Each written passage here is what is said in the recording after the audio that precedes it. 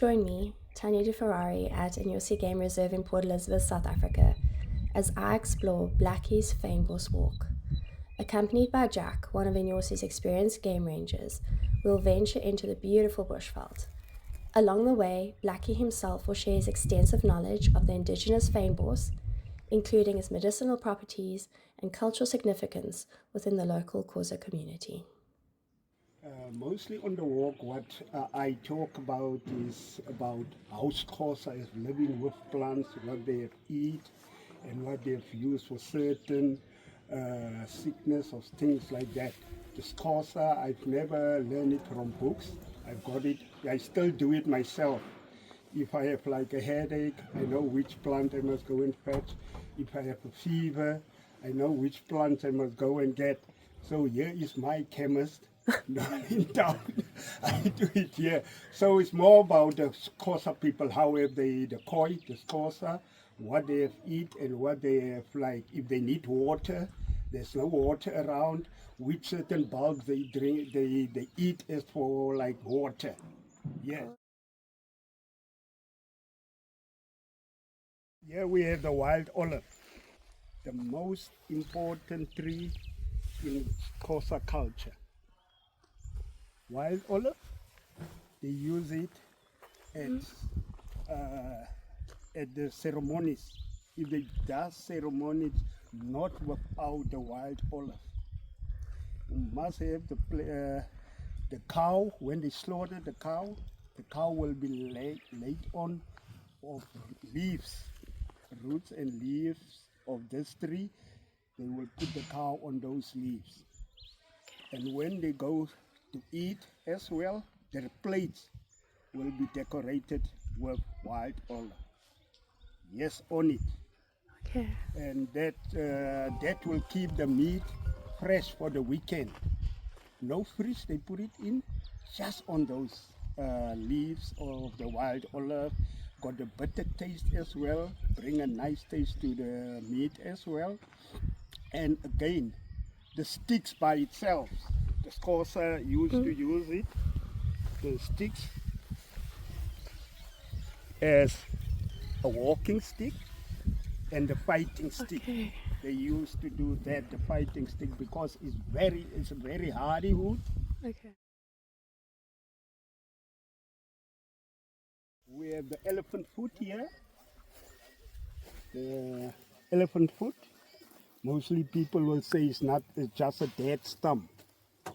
But no, that is so important for us as Xhosa people. What we use it in the old days, if you want to steam yourself, they will use those 3-leg pots and take the outer skin of it, and they will boil it in that pot. Let it get warm, and then you will take a blanket and you will go and enclose that steam of that pot. So that's how they have steamed themselves. If you have like pimples and things like that, give your skin a nice smooth feel and things like that. So that it's so important. One or twice you have, but you just take a little bit off. You don't kill the plant, just take a little bit off, and that it will recover by itself again. Okay.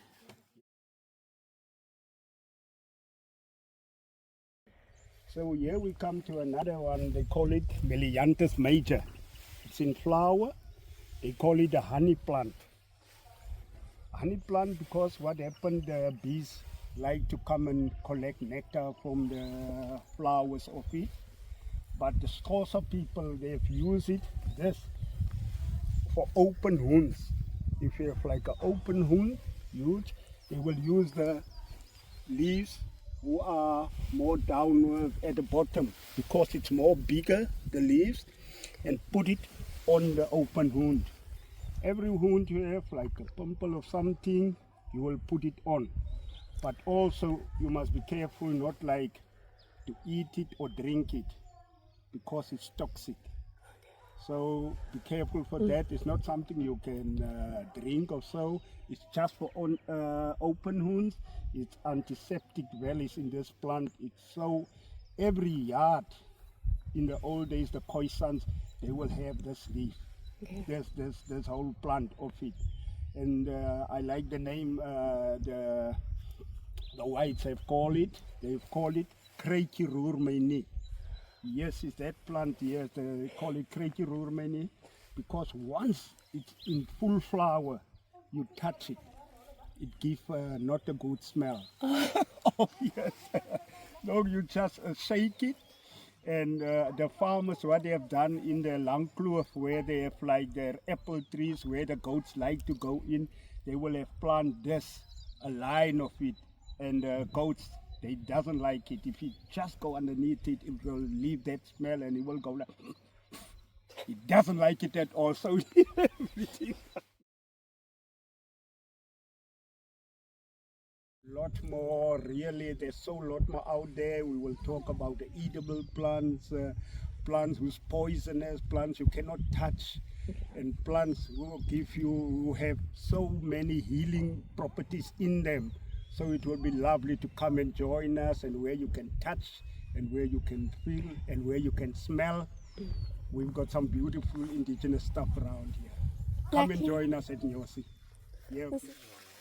While on the walk, Jack also taught me some interesting facts about how he could tell what animals had recently been on the trail earlier that morning. So when you're looking at dung or scat, with predators you have to be quite careful because they can have a lot of toxins inside their body from bones and calcium, and you never know what they're eating and what that prey item might have had in his body. Right, so when you're looking at dung and you want to investigate it a little more, you can come a bit closer.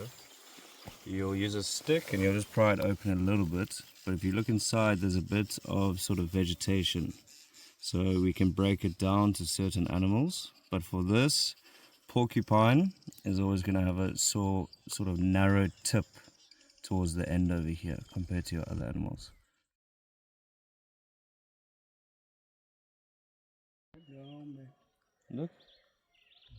Look how many bugs are still on it.